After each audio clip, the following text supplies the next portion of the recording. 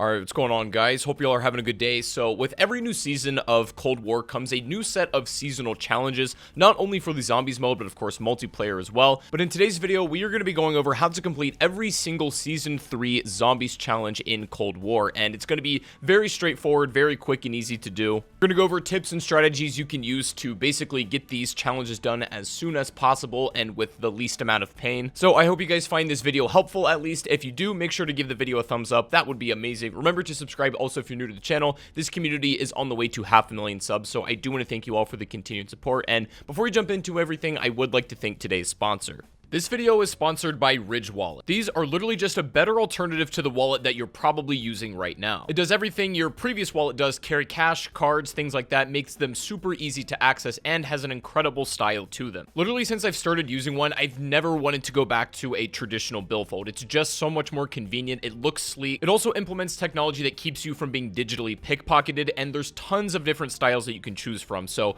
go check it out right now. Use the link in the description. Big thank you to Ridge Wallet for sponsoring this video. So getting into things here, these challenges for Season 3 are going to be pretty heavily Outbreak oriented. Now, not all of them, but most of them are going to be done, or at least optimally done, in the Outbreak mode, as that's what specifically Treyarch is going for this time around. So the first challenge we have is called Flock of Birds, and you need to get 50 chopper gunner kills on site at any exfil. So this means any regular enemies, boss enemies, specials, things like that. Now, generally, if you're playing solo, you're only going to have like 26 or 27 zombies to kill, so you may need to exfil twice at least in order to get this challenge done. This can be done in Outbreak or in regular round-based maps, but so long as you're killing 50 total enemies with a chopper gunner during an exfil, then you should get this challenge. Our next challenge is called Don't Look Back, and for this one, you need to do this specifically in Outbreak: kill 25 enemies with vehicle explosions. A really efficient way to do this is literally just run around, get a large group of enemies from the regular hordes that are walking around. You can get them low HP and then have a vehicle just,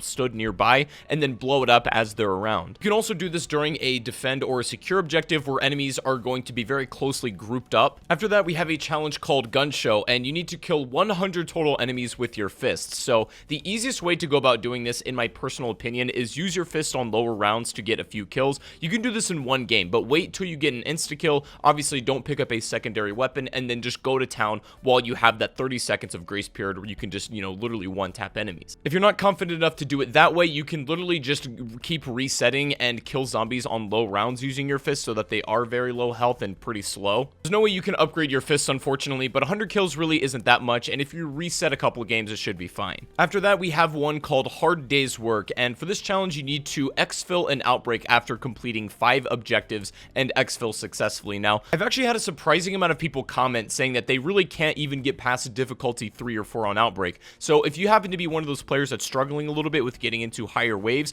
I did make a 20 tips and tricks video. Recommend go watching that if you are struggling in Outbreak a little bit, or just want to kind of brush up on your skills and take it to the next level. Either way, this challenge is pretty straightforward. Literally just get to round 5 in exfil. After that, we've got a challenge called 2 is better than 1, and for this one, you need to get 500 total eliminations using a weapon with a dual wield attachment. Now, I'm gonna just go let you know, really the best way to do this, in my opinion, is to use the Diamati's dual wield. Once Pack-a-Punch, these pistols become absolutely unbelievable, and you only need to get 500 kills. You can do this pretty easily in something like D-Machine or Firebase C. There are certainly other weapons that you can dual wield and will absolutely be fine for this challenge, but I'm going to strongly recommend the Diamati's as they are really good on their own. After that, we've got a challenge called Lord of the Horde, and you need to have 3 brain-rotted enemies under your control at once at a single time. So, in my opinion, this one can be a little bit tricky, but I recommend putting brain rot as your actual ammo mod on your gun, and doing this in Outbreak and trying to turn a few of different enemy types. So, for example, you could turn a Mangler as they last like a really long time. They're pretty tanky.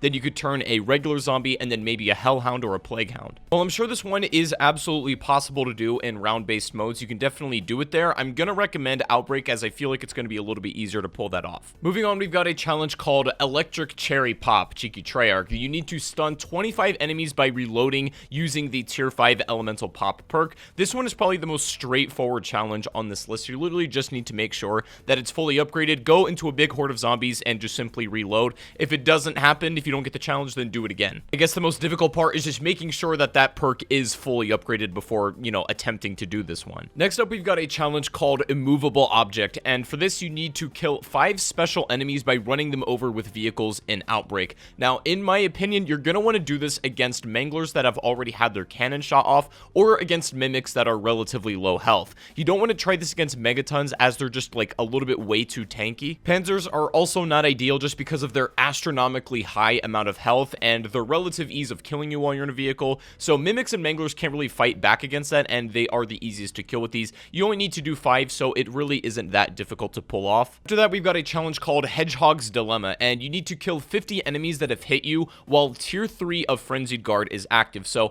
obviously Frenzied Guard is, you know, one of the newer specialists in the game. This field upgrade pretty much makes you invincible. You only take armor damage, and it makes all the zombies target you. So in my opinion, the best way to do this is actually in round-based modes. You can go to a relatively high wave in D Machine or Firebase C, pop a Frenzied Guard, let a bunch of zombies hit you, you won't really die, and then you can just take them out with like a ray gun or a Howler or something. It does mention though, at least tier 3 of Frenzied Guard will need to be active though, so if it's not upgraded then, at least to that level, then you may not be able to complete this challenge. After that, we've got a challenge called Deadeye, and you need to get 500 total eliminations with sniper rifles. Again, pretty straightforward. There's nothing really, you know, inherently difficult about this one. It's just getting a massive amount of kills with snipers, and probably one of the more painful weapon classes to use in the game, I would say, but you can get this challenge done maybe while you're grinding for a camo or something like that. This challenge also probably best done in regular modes instead of Outbreak, because snipers are really not cut out for doing a lot of these, you know, objectives. Next up, we've got a challenge called Untouchable, and for this one, you need to complete an escort objective in Outbreak without the rover taking any damage at all. This one is pretty difficult, and if it wasn't obvious from the description,